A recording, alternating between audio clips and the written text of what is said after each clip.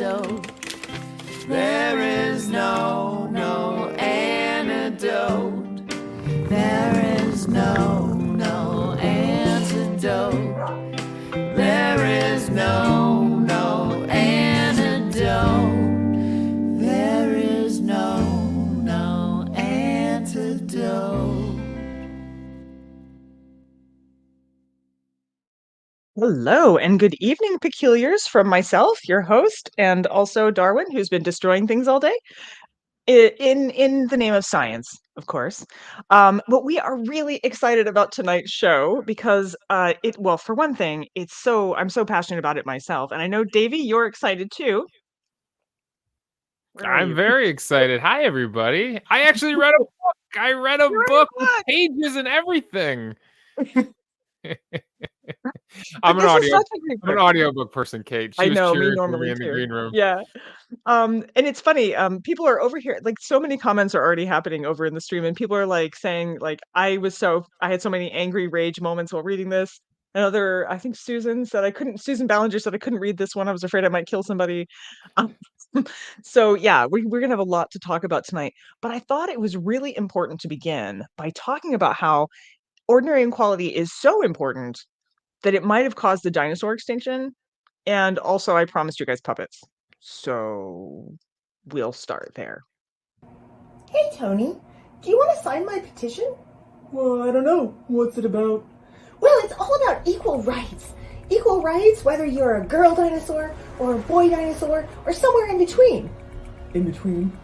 Yes, so no matter how you identify, whether you're a meat eater or a plant eater or anything, we'll all be equal under the law. Equal under the law? Yes, equality. It's so important. I mean, don't you want other people to have rights just like you do? We already have rights. I've got all the rights I need. Well, yes, as a male dinosaur in a male dinosaur-dominated world, but there should be equal rights for everyone. Don't you agree? Why, I can imagine a world where we all protect one another, where everybody has rights and we recognize the hard work that other dinosaurs have done before us just to bring us up to equality, and we can rise up on wings like eagles. Dinosaurs don't fly. I said we can rise up on wings like eagles, and we can evolve into a more suitable society that's better for everyone. Isn't that just the most amazing thing you've ever heard? Frankly, I'd rather get hit by a meteor. You know what? That can be arranged.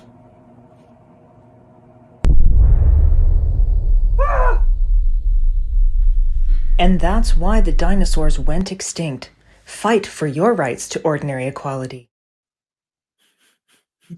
That's what happens. And because they didn't read her book. And who are we talking about? We're talking about, folks, Kate Kelly. Yay, Kate! Hi. Hello. I'm so excited to have you on. How are you doing? Gosh, thank you so much for having me. I'm good. I'm thrilled to be here. I'm thrilled that someone actually read the book. Very, very exciting. And yeah, I'm just stoked. I'll tell you, Kate, I made the mistake, Kate. I brought your book on an airplane. I bought your book planning on taking it on an airplane, not realizing what I was getting myself into. Oh my gosh. If you haven't seen it yet, it's textbook size. It's heavy. It's a bit cumbersome. I know. I was like, wow, really can't sell this in airport stands. But I wanted it to be weighty. I want people to know how important it is. I like that. I see behind you, because you had a wonderful illustrator. Yeah. And if anyone has gotten the actual physical book, the illustrations are great. And I see some posters back there. So tell us who's on your wall back there. Yeah, so I'm like, where do I point? So this is Polly Murray. Polly is one of the chapters. Polly is incredible, really just savant, legal theorist, ordained Episcopal priest, transgender, pioneer and absolute legend. And we can talk more about Polly, but that's who Polly is. And then the other one is Patsy Mink. Another chapter in the book is about Patsy Mink, first woman of color legislator ever in the U.S. Congress from Hawaii. That is fantastic. I love that. Darwin has fallen asleep, but he says hi anyway. He's been an absolute terror, and all of a sudden he just passed out. I think he was just fighting sleep. So anyway, this is sleeping Darwin right here. Sorry. I see so many comments. Oh my gosh, people were talking about this is amazing. Like when Kevin Tones was saying the fact that this late in my life we're still having to demand simple equality is just, so upsetting. And I know a lot of people have written similar stuff up there, along with kudos for the puppets. Thanks, guys. I love the puppets. But I think that, for me, what was fascinating is you reading this book and going, look at these women. I mean, you go all the way back, so far back, but it seems like every single generation, it's the same fight. And on one hand, I found that very frustrating. And on the other hand, there was kind of a weird hopefulness about it too, because it means we're standing on someone's shoulders and someone's going to stand on our shoulders, and this, this fight is going to continue. But Davey, maybe you can help me out by scanning the chat for questions that are probably already popping up in there that I may have missed. You guys queue up your questions for Kate, and I'm going to start with one that I've been very curious about. We'll do this prior to our announcements, which is, I know, because I'm working on transgender book right now, transgender history, that there's so much vitriol and hatred that gets flung your way when you bring up the fact, like, I don't know, people should have rights. So I wonder, how have you personally dealt with that? Because I'm sure you got a lot of it. Yeah, I mean, like being a woman on the internet is makes you a target, of course. So everyone has probably experienced this, but I got an early start. That's how I survive. In my first chapter of the book, I talk about my own story, and I started a group called Ordained Women in the Mormon Church. So in my own most intimate community, I was fighting for basic rights and autonomy and recognition and leadership roles. And that's like the hardest battle you can fight, honestly, is your own people, and your own community. And that's how I got used to the death threats. We were before we started on here, Kate and I were reminiscing about our various brushes with death threats in our life, and that it still happens, because many of the women you talk about and other gendered people also had to deal with threats and attacks. And I mean, well, goodness, anyone who fights for rights against the sort of white hegemony is probably going to run across that. But you personally, like, how did you float your spirit? I mean, I'm sure that I could learn something from you. I think I'm asking for myself. Like, I'm getting ready to launch a book. Tell me, how did you stay buoyant?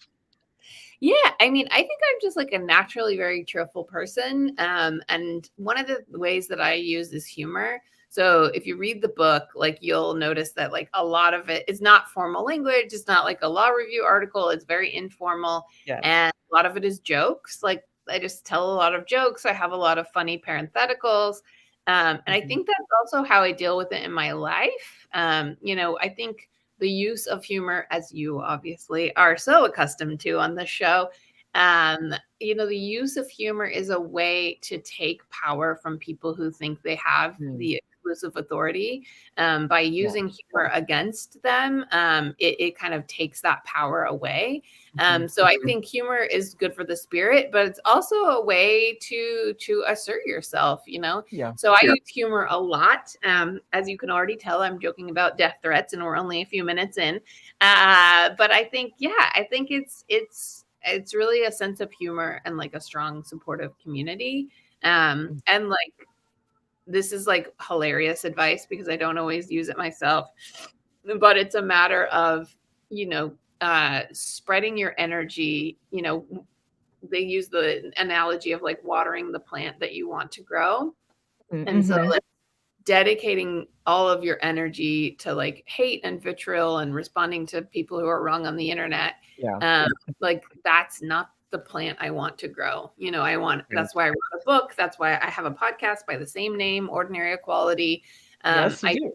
I put my energy toward what I want to thrive and be central in my life. I recently got kicked off Twitter. Not even for a cool reason. It was just I used the wrong password one too many times. And it wasn't even anything cool. But I got kicked off of Twitter and I was like, you know what? I'm not even gonna appeal this. Like my mental health is thriving and my life is like, substantially better by not being on there. So yeah, I think those are the ways that I use most often. Humor and trying not to put energy where it doesn't belong. Yeah. I wouldn't say I'm a natural. Peculiars can ignore the fact that I put her Twitter handle on her lower third. Just go ahead and ignore that.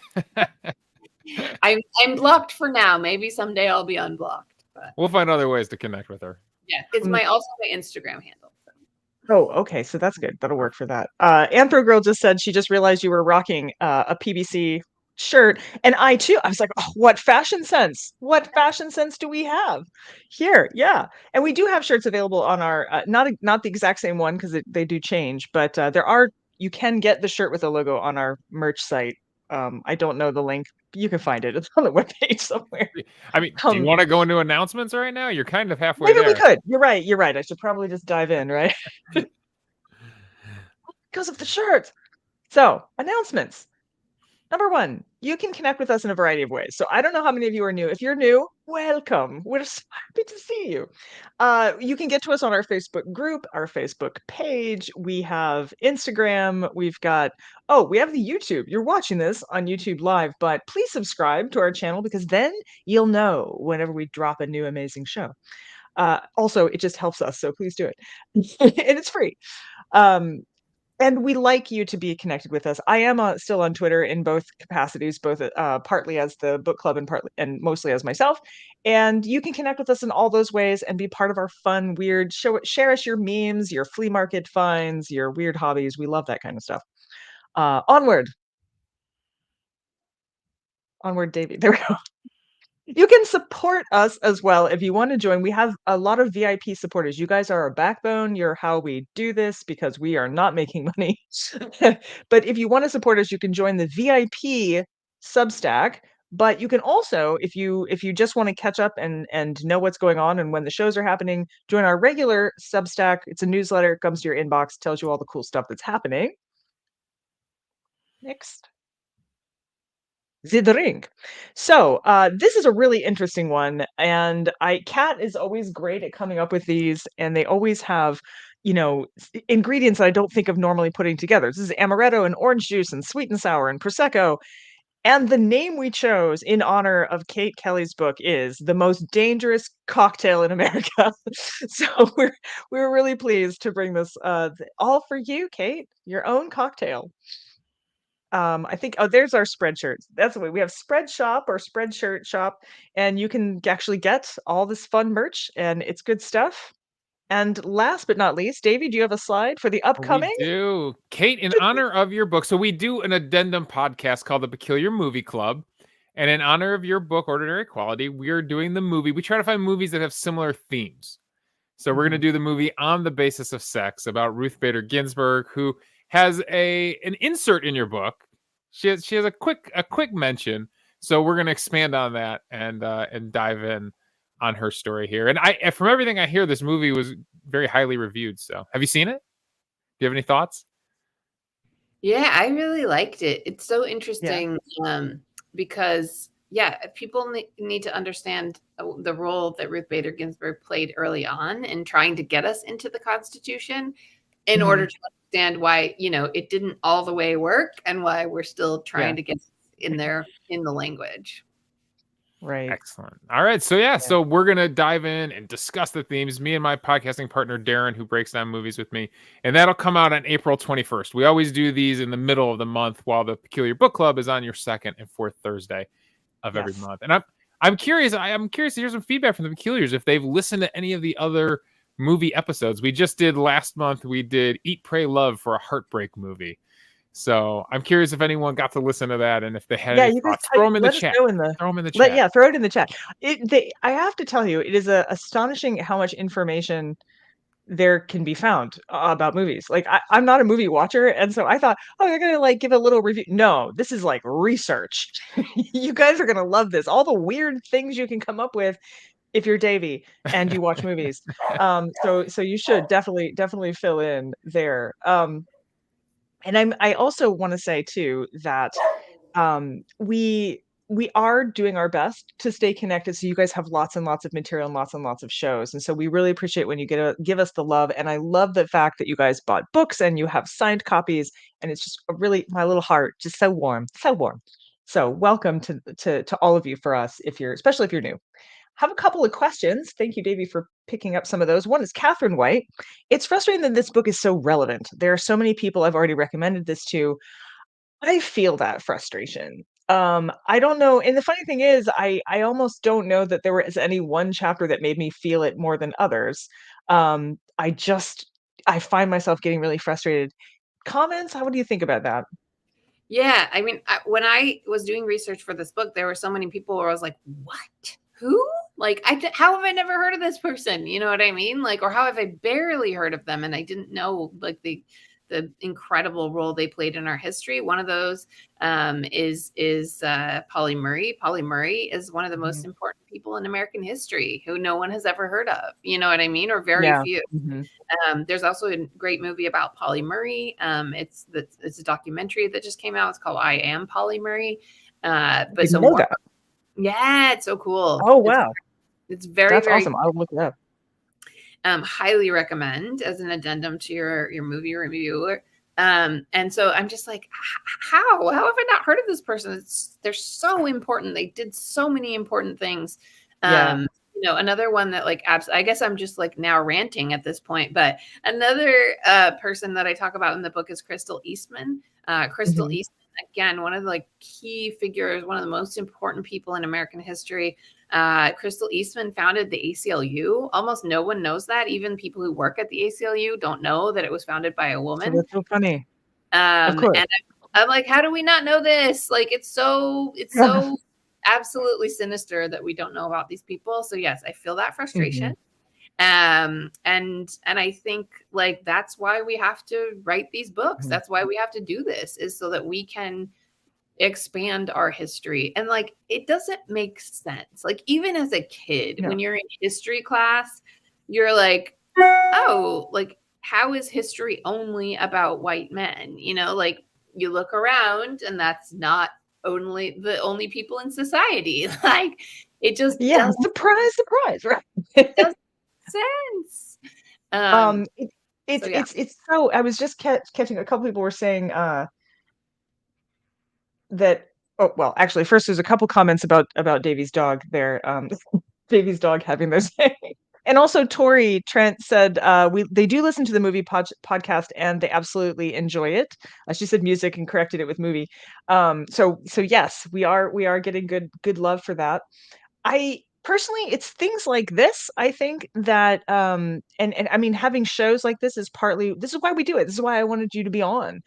Kristen Meston says, I used my built-up outrage over things in this book to send letters about trans rights to the president and attorney general and her senators. Um, go Kristen. That's awesome. Because I think, you know, it's easy to feel like you should just give up because you're like, oh, I can't do it, because there was because we have this things that happened in Georgia today, of course, also signed in to try and stop kids from having having support for transgender youth. And of course, we're all outraged, but outrage can be so exhausting, as you point out. And I think, what's the other one that was like, inside of you are two wolves? And I'm like, inside of me are like a pack of werewolves, actually. So I don't know that analogy works for me. But how do you deal with this rage in productive ways? I love that Kristen is writing letters. I think that is Kevin Tone says, I've lived in a state of perpetual outrage for the last 51 years. Yeah, I feel that. Kevin probably needs to tell us how to do it. But I feel like for me, that's why I focus on the Equal Rights Amendment, is Mhm. it's so concrete. You know what I mean? It's not like, oh, we want to be equal. It's like, that's not measurable. I won't know when we get Right. that. The Yeah. Equal Rights Mhm. Amendment is so concrete. I'm like, we will know when we get it. It will be part of the Constitution. When you get your pocket Constitution in school, it will have 28 amendments, and one of them will be the Equal Rights Amendment.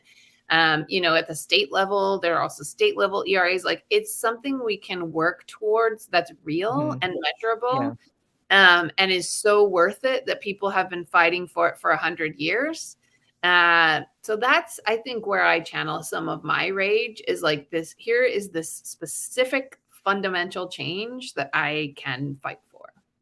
Right. And another thing, there's Kristen Meston again. She said, "I can't even imagine trying to affect the patriarchy of the Mormon Church. Like, it's just kind of this mind-blowing thing." And so again, achievable goals are really important to aim for, aren't they? Because otherwise, I feel that way too. Sometimes I just feel like I want to. I told my partner, I was like, I need a vacation from Earth.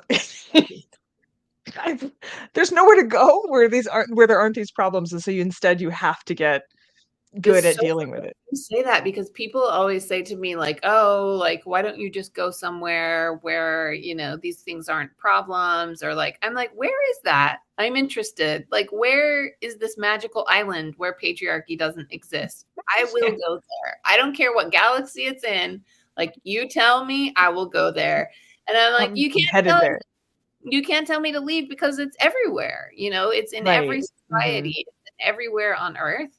One of the Um, things that are appearing in the chat is they're mentioning like Tennessee and Georgia, and people are talking about their own states. And one of you mentioned that where I just saw the my my senators are Marco Rubio and Rick Scott. So it's, yeah, like, you do feel like there's nowhere you can go to get away from it. And the channeling idea, Kevin Tones actually commented on that too, that's a wonderful idea about watering the right plant. Rebecca Gibson says she's also one of our previous authors, says, I channel mine into teaching and getting students energized about those things. And your podcast was kind of a lifesaver during the whole, like, 2016 on. A little wave life raft, a little Kate Kelly life raft. So I think that's, you're doing the stuff that has to help with some of that grr inside. Yeah. I mean, and it's all we can do, like, we live in this world. We don't have another choice. But I think for me, it's the struggle that keeps me alive and keeps me engaged and keeps me going. And the struggle is worth it, whether it works or not. That's where Yeah. I find dignity. That's where I find grace. That's where I find, Mhm. even it doesn't. This is funny, because this struggle against the Mormon Church and the struggle for constitutional rights are essentially the same struggle, for my Right. own respect and dignity and personhood. And so I think it's funny, because people are like, oh, well, you failed, or like, Mormon women didn't get the priesthood, or we're not in the Constitution yet. But that doesn't matter. Like, my dignity and Yeah. autonomy do not depend on the choices that men in power make. Like, being part of the struggle is what matters. Being engaged in this way, like standing up for myself, standing up for people like me, that is what's important. And so, yeah, I think when people, like, it's very important to fight for something that's concrete, but not be Yeah. attached to the outcome. You know what I mean? Like, our liberation does not rely on their choices. Right. Right. Rebecca suggests that I now need a T-shirt that says "Some of that grr" on it. A couple people were talking about Mrs. America, the series that was on, as a way of kind of talking about the ERA. I didn't catch that either, but I do think that it's an interesting point that you're making about how it's attachment and also detachment, and that's a really complicated thing, isn't it? Like, how it's Catherine Prendergast is like, I'm still trying to think of a planet without patriarchy. Like, it's difficult to imagine, isn't it? Maybe Pluto, since it's been downgraded. Oh no! Oh, um, it's, well, Alexa was saying, like, Alexa was talking about doing the things that matter. She says, I'm happy to work in a kitchen crew for a queer unhoused youth center. It's small but empowering. And we have these ways of finding small amounts of empowerment. But it's that idea that it's an ongoing battle. I like to use the Star Wars analogy. I've been thinking about Star Wars a lot working on my book because it's about transgender rights. And here we are still not having rights. And I thought it was kind of like Star Wars, right? Like there's always the rebels. As long as a few rebels get through, it carries on. Sometimes it's hard to get excited about that. Wait, I can't hear you. I can't hear you. Star Wars? Are we talking about Star Wars? Star I'm Wars. ready. Star Wars. I got my You got your Mandalorian helmet. Mandalorian helmet back there. That's another That's one. gotten a lot of use already this series. Susan Cotter said, yeah, I was just thinking about our mothers and grandmothers who also fought for the struggle. And I think that's important too. Exactly. And that's the book too. Like I went back to the beginning before the Constitution was written, because I wanted people to know that women of every generation since the beginning of this country and of our Constitution were fighting to be a part of it. So there never was a generation where women were like, we're cool with this. You know what I mean? Like, yeah. There never was a generation without people fighting. They didn't get the limelight. They're not in the history books, Right. or at least the ones that are typically read. But they were there and they were fighting for Yeah. us. I like to think about that, like connect with people who came before us, because they also help us understand that it's worth it. Even if it doesn't happen. I remember Crystal Eastman, who's one of the chapters, after they passed the 19th Amendment and got it ratified, giving women the constitutional right to vote. She said they introduced the ERA almost immediately after. And she said the Equal Rights Amendment is worth it, even if it takes 10 years. Oh, I know. I'm like, Crystal, you underestimated the patriarchy there. But the point remains is that sentiment is correct. The sentiment is correct. No matter how long it takes, it's worth it. And so, yeah, I like to think about these women who came before us, because we're having so many of the same arguments. Like I read things that they said in like the 1890s, and it's like a page out of the book from today. You know what I mean? Like their feminist agenda in 1920 included voluntary motherhood, which is what they call it. Like they were fighting for reproductive rights and freedom 100 years ago, and we're saying the same things. I know. I was actually just looking at some stuff from 1923 in Germany, and I was like, oh look, abortion rights. Like rights to your body. Interesting. Where have I heard that before? But I also I also appreciate your point about it is small steps. Like Kristen Meston said, she's trying to raise her boy to be a feminist. He discovered the Bechdel test and it blew his mind. And then I also noticed a comment from, sorry, you guys are typing a lot. Joanna Rickard Hall said, publicly I teach, but it has been even more as important as a parent and stepmother to fiercely create a safe space at home, because they're not always getting the same things. You're not always going to encounter those. I mean, we're not allowed to talk about racism anymore or something. You can't say gay. There's so much stuff going on that it does feel like you kind of have to be, creating those spaces yourself all the time. Yeah. Yeah, and I admire parents. Like, I'm not a parent myself, but it is not easy. Like, I can't fathom the amount of information that children have access to, and trying to, mitigate that, or trying to teach them literacy and like media literacy and keep them safe online is very daunting. So I respect all the parents who are trying to supplement the education their children are getting in school with some of this stuff. That's actually part of the reason I illustrated the book. Nicole LaRue was my illustrator. She's awesome. Also lesbian ex-Mormon, friend of mine. And the book is fully illustrated, and that's for a reason. I want people who are under the age of, anyone born after 1982 basically has probably never heard of the ERA.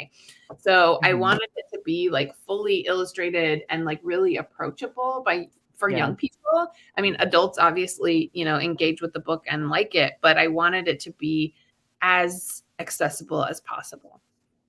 Well, and I think too, it has it feels like a textbook. It feels like a learning guide, and that I think was your aim.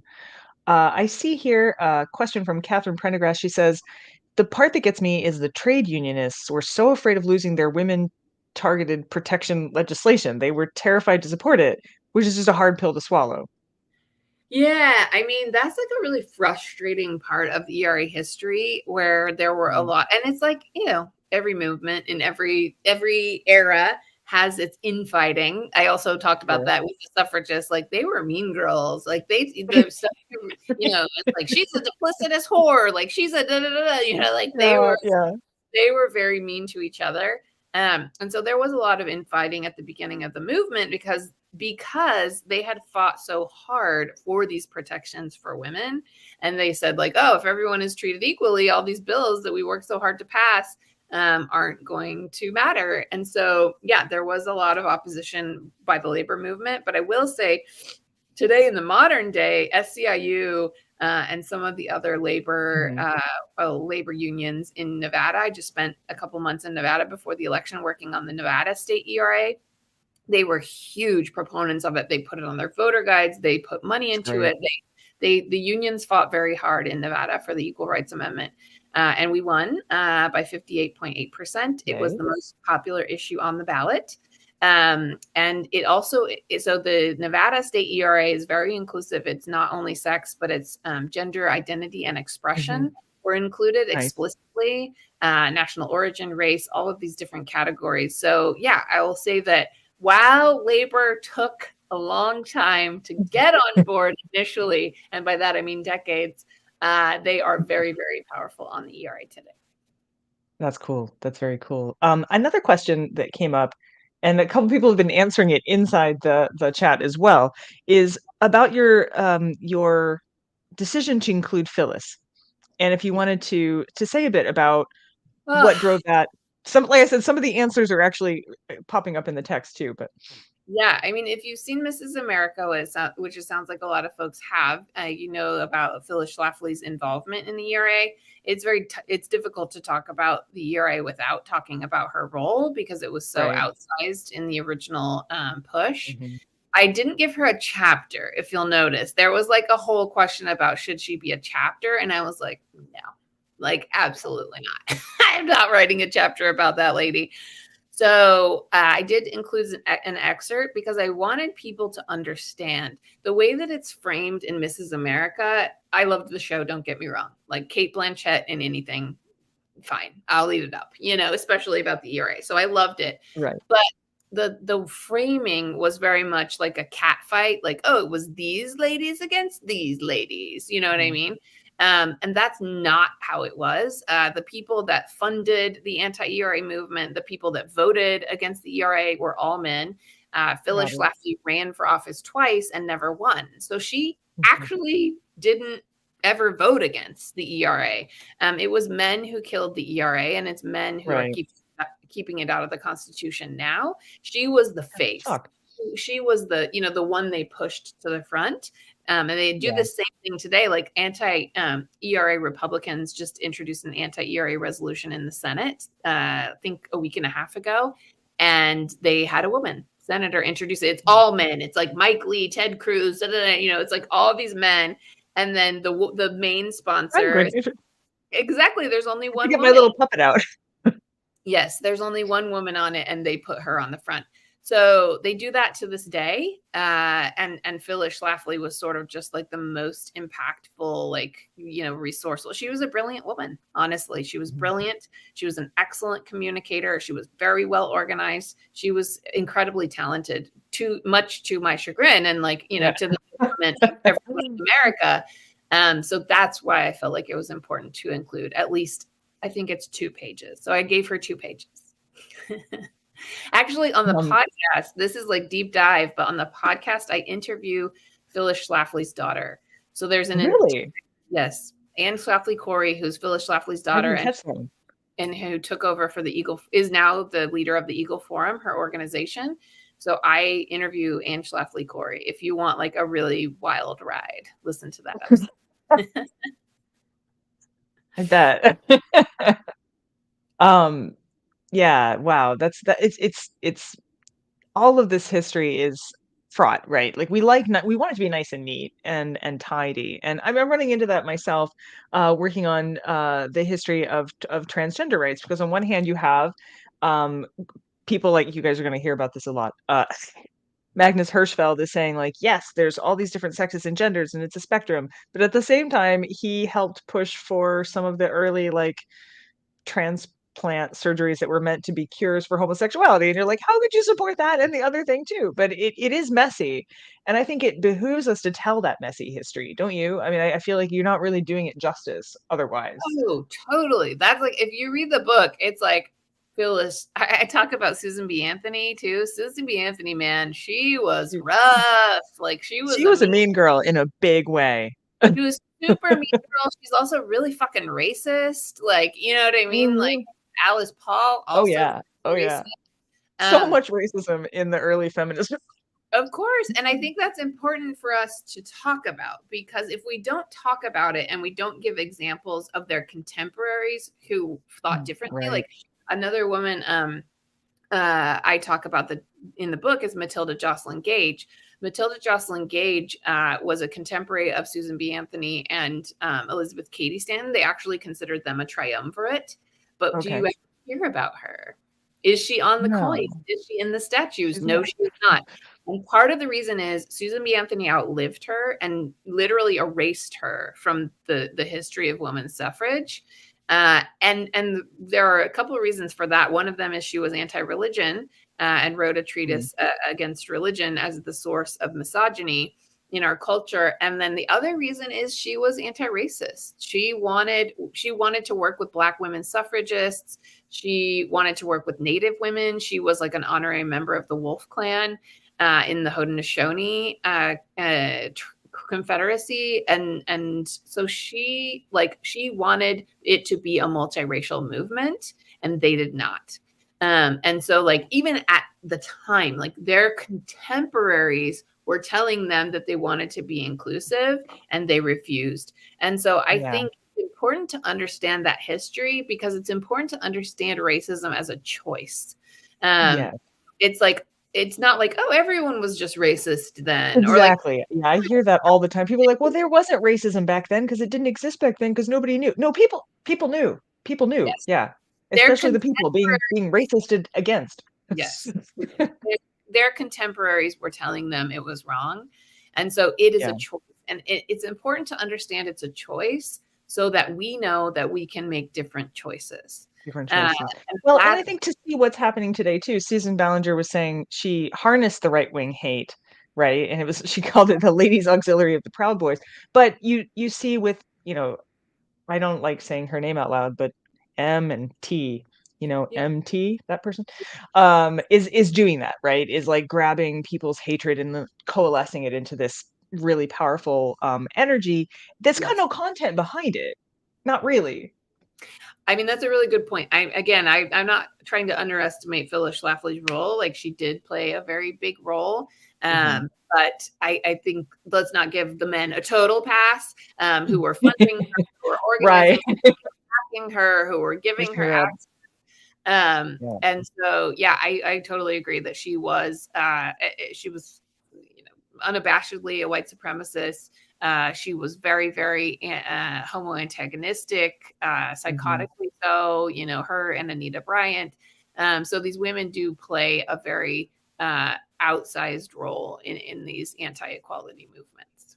And I would say too, and we're going to break for a musical break in a second here, but absolutely what I love about your book and your treatment of this and also your podcast is that it's not, look, yay, women, and we're only looking at women. Like, it's all of these different people who have fought for all of these different rights and gender in a much more broad sense.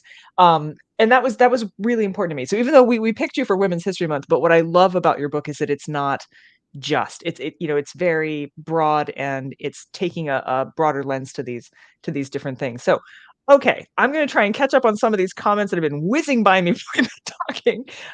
You guys queue up additional questions, and I also just a little hint. We are going to have a visit from our squid lady today. Yes, that's right. Sarah McAnulty is going to be joining us very soon with your squid quiz. So, and then we have Davy's quiz too. So lots of fun stuff coming up. But first, a musical break.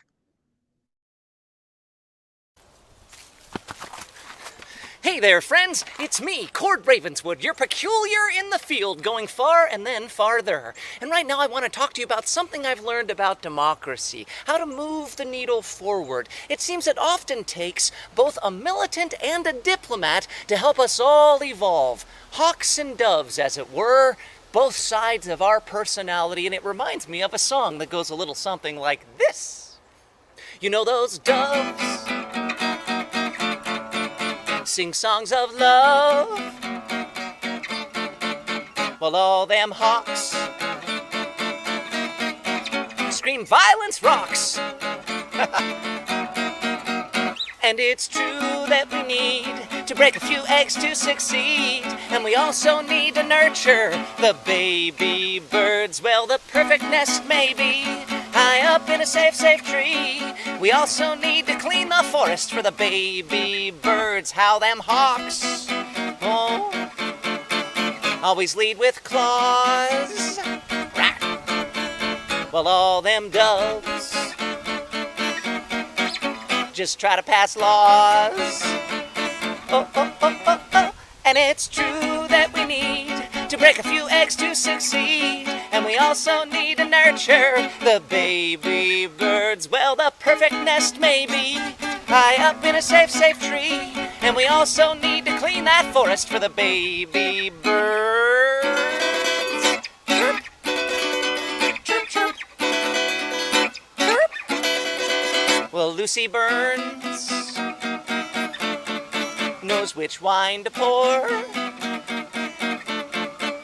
while Alice Paul is kicking in your doors. Oh, oh, here she comes, and it's true that we need to break a few eggs to succeed, and we also need to nurture the baby birds. While the perfect nest may be high up in a safe tree, we also need to clean that forest for the baby birds.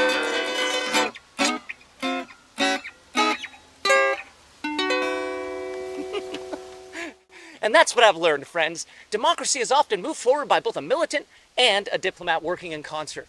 So I hope you're all moving the needle forward as best you're able. Stay safe, have a happy life, and keep learning. Till next time, I'm Cord Ravenswood, your peculiar in the field, going far and then farther. Toodaloo.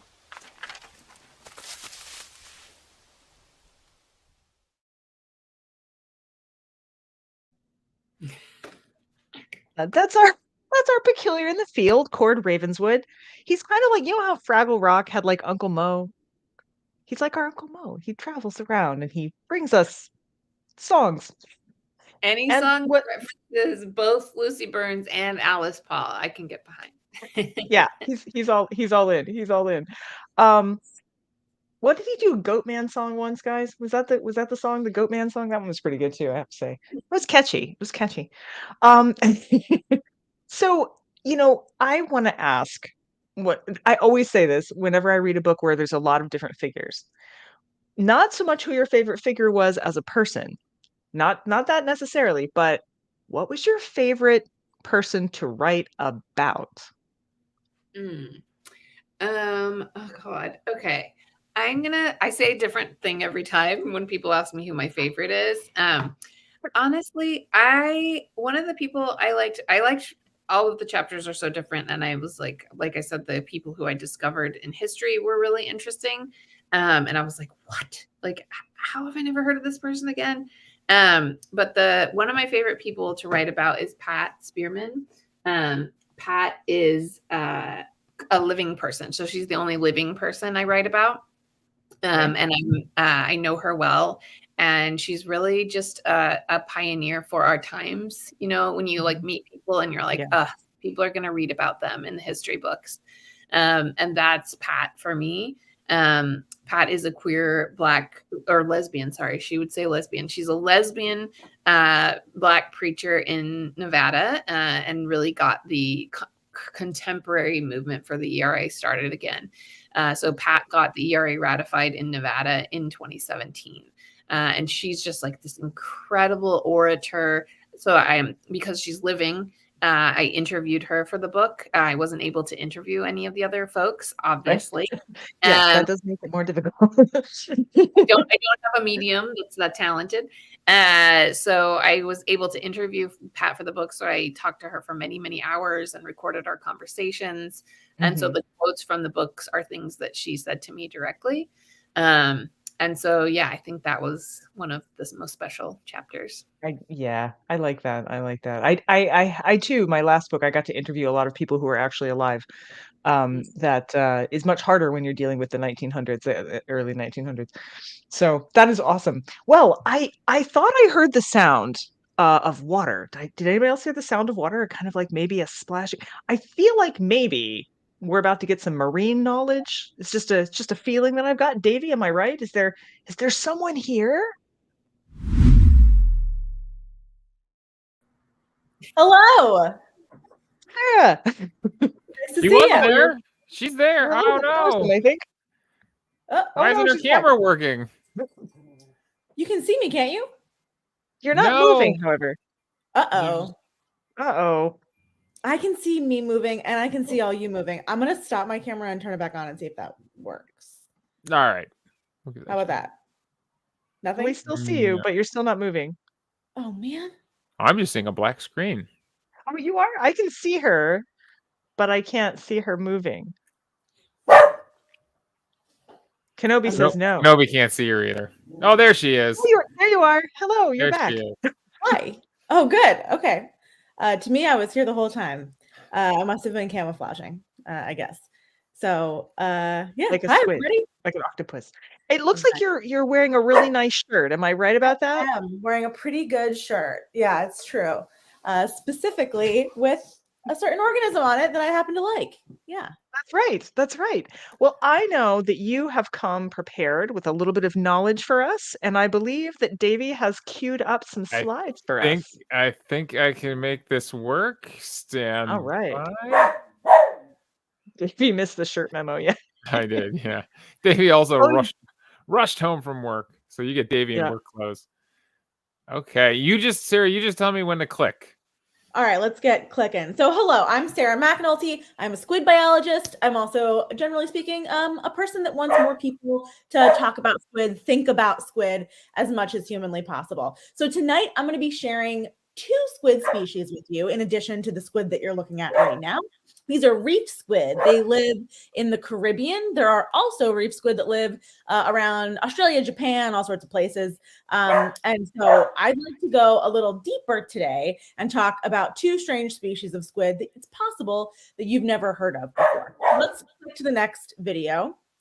Here we have a squid called Grimaldi toothus. What makes Grimaldi toothus incredibly weird and special, and one of my favorite squid, is that they have at the ends of their tentacles basically a little squid puppet. Most squid have 8 arms and 2 tentacles. Arms are muscular, they have suction cups all along the length of the limb, and tentacles typically are like hidden in between the arms and then come and shoot out to grab food and bring it back to their mouth. In the case of this squid, instead of having your normal like suction cupped hands basically at the end of their tentacles, they have this like squid puppet.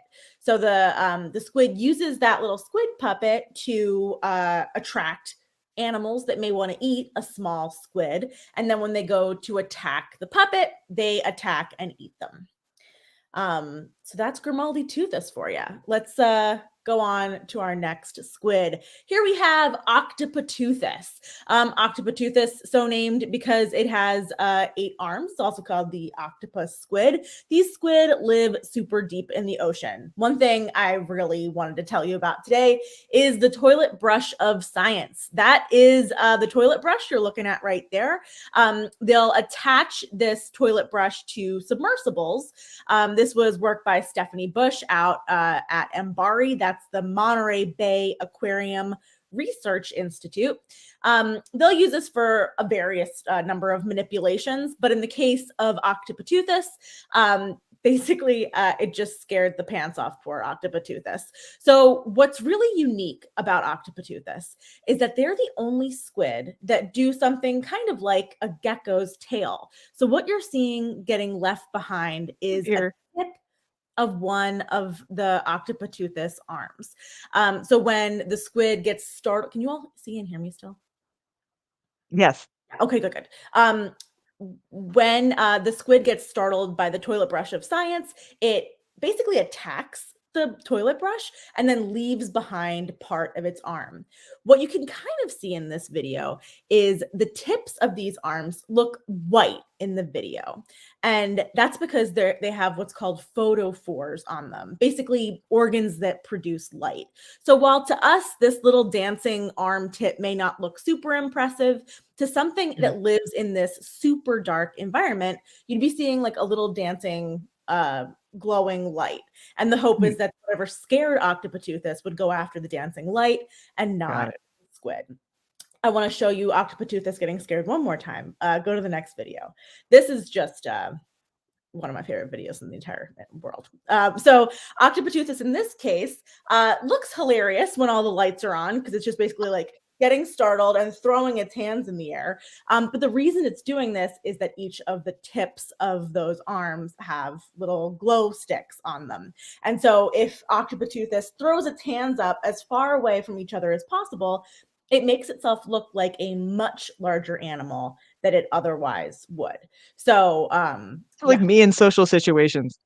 Yeah, just throw everything in the air and get the hell out of there, basically, is what we're looking at with this squid. So I'll be coming back to visit you all again in the future, and I'll be dropping some new squid species that you I think need to know about. But in the meantime, we're going to have a quick pop squid quiz. The first question for you all is, how many hearts does a squid have? Oh, let's see. All right, peculiars, I'm waiting. Let's see. Looking. Any guesses? It does take a couple minutes for them to catch up. Okay. Uh-oh, people. That's exactly what that looked like to me. Yes, it was like, uh-oh, people. Oh, God. Oh, God. Toilet brushes. Oh, 2. Alexa says 2. 2 hearts. 2 hearts, says Alexa. All right, 6 we're gonna says Randy Trent. 6. We'll reveal the answer. Corey Trent says 8. All right, guys. All right, next slide. Here's your second quiz question, and then we'll reveal the answers after all 3. Okay. Which of these is not a squid? Is it the firefly squid, the Humboldt squid, the vampire squid, or the reef squid? Now, all of these are real animals. I didn't make any of these animals up. These are cephalopods that live in the ocean, but one of them, despite having squid in the name, is not actually a squid. It's not a squid. Okay. Firefly squid are covered in photophores, so they look like the painting Starry Night. If you look at them, they're amazing. Nice. Humboldt squid are huge, voracious. They live off the coast of California. Vampire squid also live off the coast of California and pretty much anywhere else where it's deep. They look like little umbrellas. They are also bioluminescent. And reef squid are the squid that we saw in that first slide. They live super shallow. They live in reefs. They're gorgeous. They're multicolored. They have a fin that goes all the way around. I like on the last we're question. Getting all kinds of questions. On the last question, Anthro Girl said, I need my options. I've spoiled them on multiple choice question. All right. Oh, by the way, Kevin Tones's answer for the heart thing was that the squid have only 1 heart, and it is for the Peculiar Book Club, which I think is very clever. That is very nice. All right, last question. Which of these squid can make its own glue? Is it a giant squid, a colossal squid, a pygmy squid, or a whiplash squid? Oh, that's my cat. Hey, this is Otis. Otis, you cannot make your own glue, unfortunately. You're silly goose. Any guesses? I'm gonna suggest that the giant squid cannot. So I'm using a process of elimination. I'm gonna say it's the pygmy squid. Pygmy squid. I'm gonna say he can do it. That's Cool. my guess. And what you're looking at here, by the way, is a cuttlefish with 3D goggles on. And the reason a cuttlefish had 3D goggles on is they were scientists were working to understand basically perception, vision in cephalopods. And so they Velcroed 3D goggles onto cuttlefish, which is the funniest experiment that I think has ever happened. I totally thought that was let's do the Photoshop. answers. I'm going to tell you guys, if you're enjoying this, I'm reading ahead. And I'm listening to An Immersive World right now, which is one of our May books. And I mean, we're going to be all over this kind of stuff in May. Yeah, it's gonna be so good. Awesome. All right, here we go. Oh my god, it's like the Lady Gaga of squid. I love it. It is like right. the Lady Gaga of squid. All right, so squid have 3 hearts. They have one central 3 heart hearts. in the middle You know of what? their Teresa body. got that right up there somewhere. I saw it. Excellent. They also have one heart for each of their gills. So one heart is responsible for pumping their blood through their gills. Their blood is blue. You may need that in a future month. We don't know. And then the third heart pumps all throughout the rest of their body. Vampire squid aren't squid. They're also not octopuses. They're also not cuttlefish. They're just kind of their own thing. They are a lineage of animals that evolution has left. Their relatives are no longer alive. They're most similar to octopuses, but they're not octopuses. They're just their own little perfect weirdos. Wait, but are they vampires? Great question. No, they don't suck blood. They eat mucus, poop, Oh, and other so much more fun. Falling from above. So they live super Yummy. deep in the ocean. And at that depth, you get what we call marine snow. That's like just stuff falling from above. And so that's Detritus. basically detritus, Nice. as we call it. Detritus. Yes. Yes. All right. And the then pygmy squid. I was right about this. you were right. Yes, I like to call pygmy squid the post-it notes of the sea. They secrete glue from their skin. Someone asked if it was real glue, and I don't know how we define real glue, but it's sticky stuff that allows them to glue themselves to seagrass. And if we go to the next slide, you can see what that looks like. Oh God. Alexa just gave us a lovely image. Detritus. Oh, like old people flakes in hospital songs. That's yes, that would be included. That would be included. He's all in, glued. He's marine stuck snow. in there. And Yeah, he just so hangs here out. they just secrete glue and stick themselves to stuff so they can hang out and watch what goes by instead of having to actively swim. So Nice. yeah, that's what I have to share with you today. Thank you, Sarah, for Squid Quiz time. welcome. This was so good. Hurrah! We're clapping with all of our tentacles Thanks. Thank you. and arms and things. And appreciative thank with you, all our Sarah. hearts. All of our hearts. All of our hearts. Thanks. We'll see you next time. You notice we did give you an ink explosion for when you came on. I don't know if you caught that or not, but Love that. love it. Yeah. Okay. Cool. All See you Bye, later. Sarah. Bye. And since we're quizzing, I think what we're going to do is go right into Davy's quiz, and I'm going to pop out for just a quick second because someone's ringing my doorbell. I think Mark's locked outside. So Oh, no. I'll be right back. You guys, quiz on. All right. Well, Brandy goes and rescues Mark, and we'll see if Kenobi decides to join and be a part of this. We are wanted to talk. You did such a good job of introducing all of these women, and you gave us such backstory on them. You gave us such fun details about their lives and growing up and kind of how they got into the movement. So there was literally just an article. Unfortunately, the Senate did something bad, but there was a bipartisan group of lawmakers working to enshrine its guarantees of the Equal Rights Amendment, the ERA, in the Constitution. They just had a joint announcement, basically, like within the last month. I'm assuming you've probably heard the news on this, right? Okay, so I took. I can't. This is so funny because you didn't know this, but I work for Cori Bush.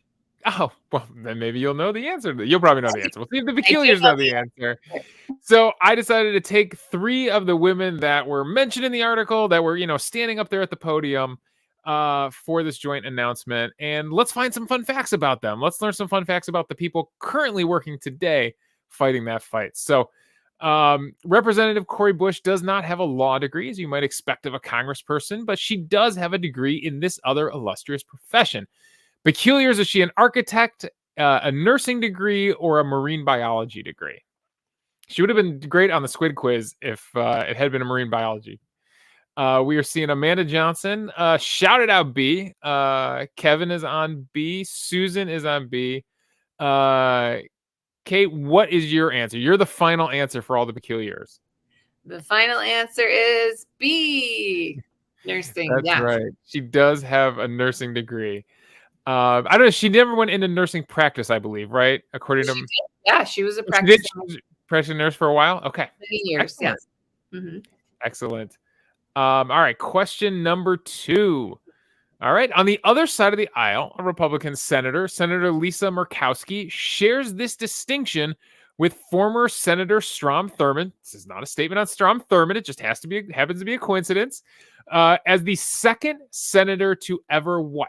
A, get 100% of their state's votes, B, elected by write-in vote, or C, spend a record over $100 million on their campaign. What do we think the thing that she shares with Strom Thurmond, the second senator ever to do this? Someone said it would be awesome if it was marine biology. Yes. If you notice, those were the 2 professions. If you're a Seinfeld fan, those are the 2 professions that George Costanza used to lie about. I don't know. I accidentally stumbled into them. I realized afterwards. Alexa said, yeah, she represent nurses. That's right. There's the update. So Randy's on B. Kevin's on B. Lexi's on B. Amanda, oh boy, I feel like you guys know a lot about these senators here and these Congress people. Kate, what's the final answer here? The answer is B. Elected by write-in vote. That's correct. I don't think I made the quiz hard enough this month, Brandy. All right. Question. Really smart people. Uh-oh. There's a peculiar joining us, a peculiar puppet. All right. Slide 5. And I think Anya Presley sort of seemed to be the lead of this coalition here. Representative Anya Presley was a very engaged high school student, participating in cheerleading, modeling, voiceover work, a competitive debater, and was voted most likely to what by her high school classmates? Most likely to win an Oscar, most likely to be mayor of Chicago, or most likely to break a world record. Oh, those fun high school. Kate, did you have any high school superlatives? Were you voted anything? I was voted most fashionable.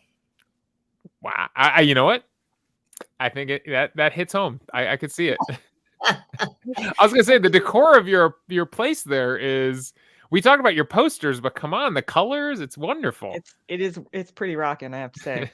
Brandy, did you have a superlative? I feel like I might have won an award for my vampire costume at Halloween, but yeah. Lots of A's. Lots of A's with question marks here. They're not as confident on this one. Oh. All right, Kate, your final answer. What do you think she was voted most likely to do? Oh, sheesh. I'm going to say, oh, God, I don't know the answer to this one, but I'm going to say C, most likely to break a world record. World record. The final answer is B, most likely to be mayor of Chicago. The high school she went to, I guess I could have led off, but the high school was in Chicago. I hope you picked that up at least. But yeah, her classmates knew she had a political future in her career, or a political career in her future. That's how words work in a sentence. There we go. Good job, Peculiars. Like great job, Kate. I have locked Mark out, and he's gone. He left. I don't know where he's gone. I kept hearing the doorbell ring. I assumed it was like mail being dropped off. Apparently, I had locked the screen door. So, Mark, aka Lady Paws, is somewhere. I'm assuming at a neighbor's house. Oops. Amanda Johnson figured out. I always mix up the answers, and for some reason this week I was like, no, I'm going to make them all B. Amanda Johnson almost went with it. Decision too. I was like, he wouldn't pick all B. Would he? High school goals solos. Yeah, I don't know if we did a superlative thing at my high school. I was supremely unpopular, so I don't know that I would be voted for anything. Though one year I won for like appearing the most often in the yearbook, but it turns out it's because the yearbook photographer had a crush on me, but I didn't know. So I was in the yearbook a lot, but otherwise had no friends or anything. That's not true. I did have friends. I had 3. I have doubled that now, so I've done well as an adult. But I wanted to. This has been a fantastic show, and I can't believe it, but it's already 8 o'clock. It was just so good to have you on, and so good to see everybody else here. I did bring on my puppet, the puppet because he just wanted. I repent. He repents. He's very sorry. He now believes that rights are good. Please, I apologize for Kenobi. Do the puppet characters have names? Do they have official names yet? No, we should name them. That should be a challenge to the Peculiars, right? To name them. I have a guys feeling they're going to be reoccurring characters. Yeah, I spent a lot of time, and also I ruined a pair of socks, so you got to kind of, you got to go with it. So anyway, it's just been great. I have so enjoyed having you, and I hope all of you will come back. If there's some of you who are here and are new, we do this all the time. Our next show is Katie Mack. So we will be talking about astrophysical things and cosmology. And I made a great video, which I already released, in which case there are like 4 or 5 of me. And I think that's really cool because I'm learning to play with tools in the whole video thing. So come back, join us again, join our newsletter, get all of our great stuff. And if you haven't yet, please read Kate Kelly's book, enjoy the illustrations, and otherwise just have a fabulous, fabulous evening and weekend to come. Ordinary Equality, the fearless women and queer people who shaped the U.S. Constitution and the Equal Rights Amendment. And you can get signed ones at our 2 participating bookshops. So once again, thank you all for being here at a place where, if you're weird, you're family. You got the blue bottle blues when you wake up in the night.